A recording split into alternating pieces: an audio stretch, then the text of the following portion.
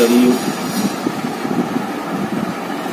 بزرگان محترم، بنگلہ دیش ٹونگی کے اندر عالمی اجتماع کی شکل کے اندر ہر سال بڑی شان اور شوکت کے ساتھ اجتماع ہوتا ہے.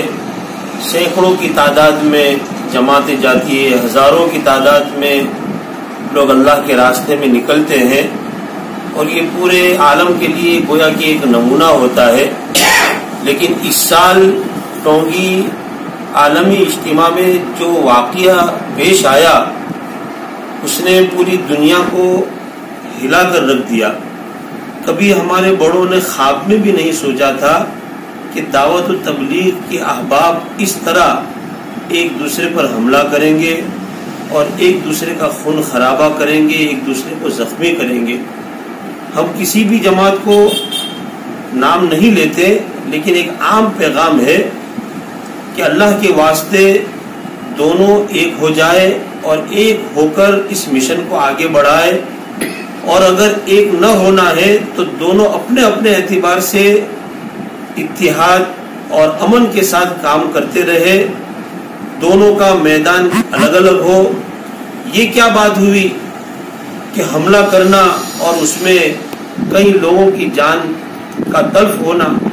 کیا اس سے حضرت جی مولانا انعام الحسن صاحب، حضرت جی مولانا محمد یوسف صاحب، حضرت جی مولانا محمد الیاس صاحب رحمہ اللہ کی روح خوش ہوگی یا ناراض ہوگی؟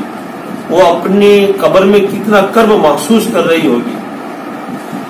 100 سال کے قریب ہو گئے، ہزاروں لاکھوں کروڑوں لوگوں کی زندگی دعوت و تبلیغ کے ذریعے راہ راست پر آئی، اور آج نوبت بہنجا رسید کہ دوسرے لوگ جو دوسرے مسلک والے ہیں وہ آپس کے اندر چرچے کر رہے ہیں، بلکہ غیر مسلم وہ بھی یعنی اس کو ایک الگ نظر سے دیکھ رہے ہیں، اور دشمنان اسلام تو چاہ ہی رہے ہیں کہ کس طرح یہ جماعت کی چلت پھرت بند ہو اور کس طرح اس پر پابندی آئے.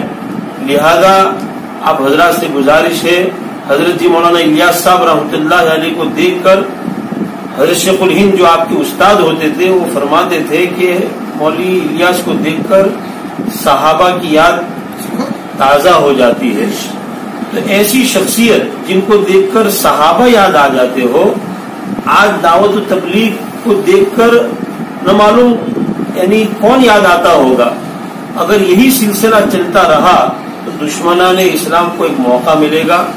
تو جمعیت علماء سورت کی طرف سے ایک امن اور بھائی چارگی اتحاد کا پیغام ہے کہ دونوں ایک ہو جائے، اور اگر جب تک دونوں میں اتحاد نہ ہو، دونوں اپنے اپنے اعتبار سے امن و امان کے ساتھ حضرت جی مولانا الیاس صاحب رحمۃ اللہ علیہ کی ترتیب پر کام کرتے رہے. اللہ تعالیٰ اس جماعت کو تا قیامت باقی رکھے اور ہر شرور سے اپنی پناہ میں رکھے. اور یاد رکھے یہ اللہ کے یہاں قبول شدہ جماعت ہے.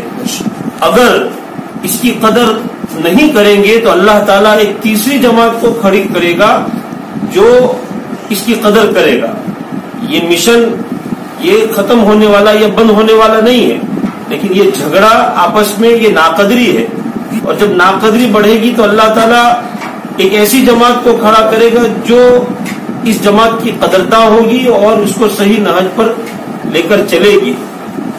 یہی آپ کو پیغام ہے کہ ہم ایک ہو کر نیک ہو کر کام کریں اور آپس کے اندر ایک دوسرے کا احترام ملحوظ رکھیں،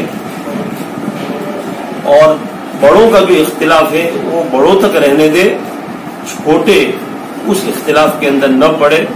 اللہ تعالی ہمیں صحیح معنی میں عمل کی توفیق